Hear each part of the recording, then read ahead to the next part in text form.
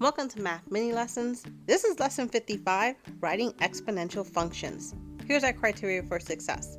To be able to annotate the important keywords of a word problem to help identify the initial value and the constant ratio. So really critical that you're doing that thinking work and slowing yourself down. Secondly, to be able to write the exponential function by substituting a and b into the correct values. When necessary, use the exponential function to find the value of y. We're going to look for patterns in the y values to find a constant ratio and identify the initial value of a table when x equals 0. So this seems like a lot. This is a type of lesson that ties together a ton of things we are learning about in this unit. Let's go into our notes. Exponential functions can be written in the form f of x is equal to ab to the x power. So what is a and what is b? A is just the original value. It's that y-intercept. So in other words, when we're trying to just figure out what is that value when our x is equal to 0. So 0, a. That's what we want to know. And b is our constant ratio. Pretty much what number are we multiplying by? And it might be a whole number. So it could be like times 2 or times 3, or it could be a fraction. It could be times 1/3. And both of them will tell us if it's a whole number, it's getting a lot bigger. If it's a fraction, it's going to get smaller. But that's it. That's our constant ratio. It's just telling us what's happening. And remember, this is not going to be linear, so it's not making a straight line. So long story short, those are the things we're going to look for as in our two examples. We're going to try and figure out that original value for A and that constant ratio for B. So in our notes, I'm going to start with the word problem first. And I'm trying to identify our A and B. The number of certain bacteria doubles in the lab every hour. So that right there is my ratio. And doubling tells me it's going to be times 2. So my B is equal to 2. And that's what I wrote down here. And suppose there are 500 bacteria to start the experiment. So that right there, that's my A.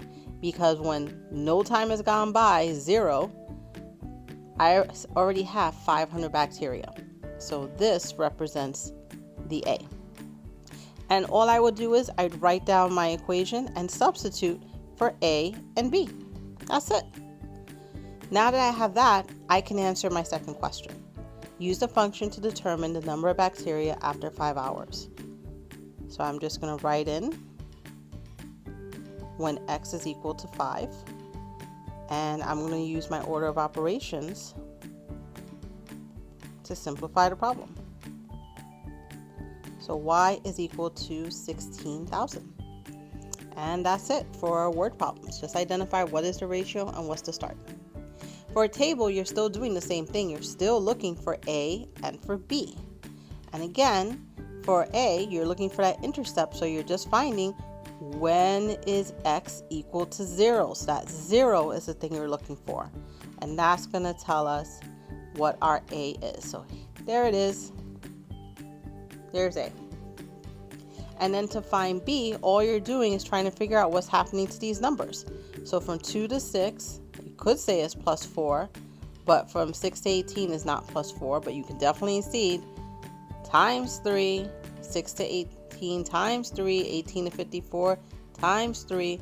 So that tells me my B is equal to 3. And now all I would have to do is again just substitute to write down my function in exponential form. Hit pause and jot this down into your notes. All right, let's go through a guided practice problem. Hit pause and work through this situation. All right, and let's do the reveal. Remember, you're looking for your A and your B. So important notes that you should have annotated. The thickness of the napkin was at 0.5. That was our original.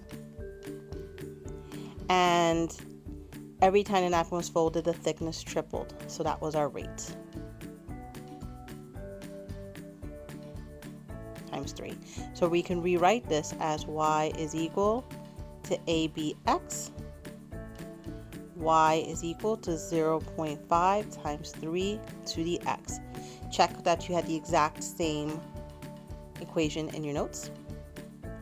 And now we're going to solve the next part. So what is the thickness of the napkin when it's folded 3 times? So I would take my original y is equal to 0.5 times 3, and now I'm substituting when x is equal to 3. We're going to use our order of operations. So 3 to the third power is 27, not 9. 3 times 3 is 9, times 3 is 27. And now 0.5 times 27 would be 13.5. And this is millimeter stick. And if you're wondering, I just knew that it would be half of the number. So 0.5 times the number, if it was 26, it would be 13. So because it's 27, it was 13.5. All right, let's do the same thing on the chart with the A and the B. So what is our original rate? I'm looking for when x is equal to 0. So my A is 5.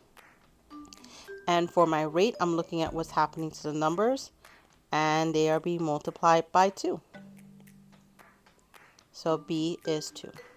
So now I'm going to rewrite that. Y equals AB to the x, or y is equal to 5 times 2 to the x. And if you wanted to, you could have also simplified this to y is equal to 10x. Either one would work.